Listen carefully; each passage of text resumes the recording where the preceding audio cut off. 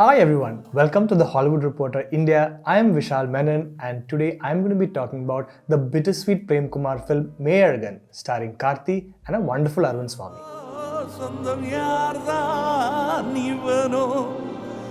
Now, Meiyazhagan is the director's second film after '96, and just like the 2018 film, this is also a film that features a really long walk back to the past, but this time it's under the Tanjavur night sky. We also get a grand reunion, just that this time it has to do with family and not classmates. We get wonderful Raja songs too, but most importantly, we get two absolutely adorable emotional fools in a film that makes you feel like you've just got your soul cleansed.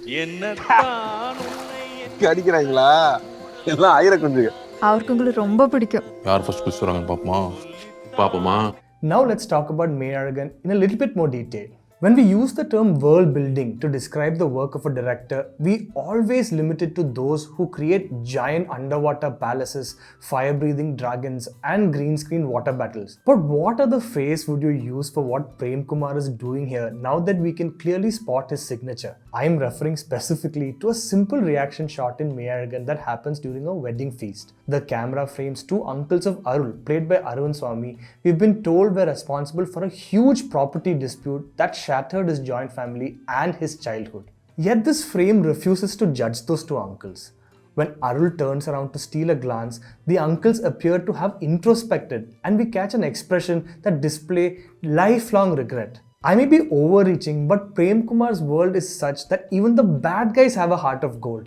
Just that theirs is of a slightly lower grade. And that's how one needs to look at Arvind Swamy's Arul too, as he's going back to Tanjavur, his hometown, after almost 2 decades. He doesn't look too excited about this trip. And the only reason he seems to be going is because it's the wedding of his cousin Bhuvana, who he keeps calling his sister. But this is not a movie about Arul trying to reunite everyone in this giant family. In other words, this is not a Pandiraj movie that is all about loving a Chittappa. It is a gentle journey back to one's roots and a part of you that you've chosen to bury. I would go so far as to call it the opposite of a coming-of-age movie. Through Arul, we are told to stop growing up and instead try to find the child you once were. Now here's a scene I really liked in this journey. Arul is taking a bus back to his hometown and a friendly bus conductor, played by Karnagaran, starts giving him directions but in Tamil. He's saying Valadu and Idadu and Arul is really struggling to get any of it. It's a nice bit of detail to show how people like us find it hard to convert directions or numbers into our mother tongue because we think in English. But in a film like this, which is also about a quest for identity, Arul needs to think like a Tamil if you want to go back to who you once were. And that's where Karthi's character steps in. At first, he feels like a manic pixie dream boy, a bit too jarring for someone as muted as Arul.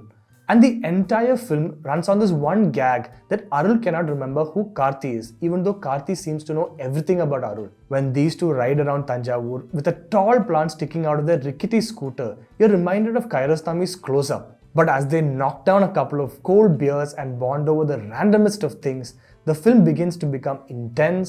Arul begins to wonder, why has he blocked out such an important person from his life? Now this meeting leads us to a Jallikattu sequence that makes you feel like Arul just walked straight into a subplot. This portion feels a bit off and unlike anything you'd seen before in Prem Kumar's world, more like it was shot for an Atlee film.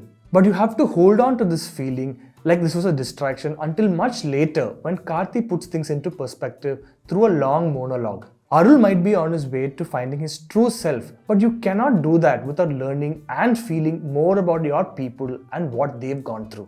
This gives the film an edge you did not expect. Personal is political and it hints at how people like Arul remain so aloof that they never really understand the concerns of people like Karthi. Unlike Prem Kumar's previous film, the world he's created is more hopeful in Meiyazhagan. The contrast between Karthi and Arvind Swamy, even as actors, contribute a lot to the personalities of their characters. In a throwaway scene, when Arul confesses to having lied to his friend is unable to believe that a person like Arul can even lie. Karthi confirms this bit of gullibility with such ease that you feel it in your gut. As for Arvind Swamy, he creates an emotionally stunted man who finally learns to become a child again. In a world full of toxicity, Prem Kumar gives you two broken men who aren't embarrassed to cry, accompanied by the full force of Govind Vasanta's excellent music. Prem Kumar gives us another shot at catharsis, making you feel lighter as you walk out. That's it for my review of Meiyazhagan. If you like this review, please subscribe to the Hollywood Reporter India.